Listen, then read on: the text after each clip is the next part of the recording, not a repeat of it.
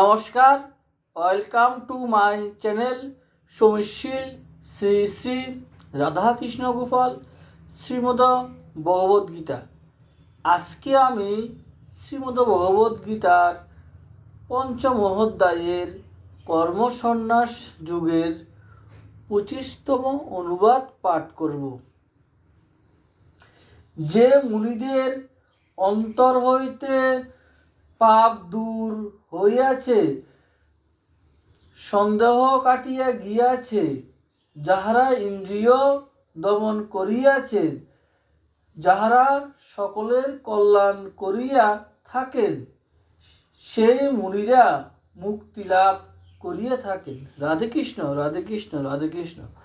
শ্রী শ্রী শ্রীমদ ভগবদ্গীতা কি জয়। শ্রী শ্রী রাধে কৃষ্ণ গোপাল শ্রীমদ ভগবদ্গীতা কি জয়।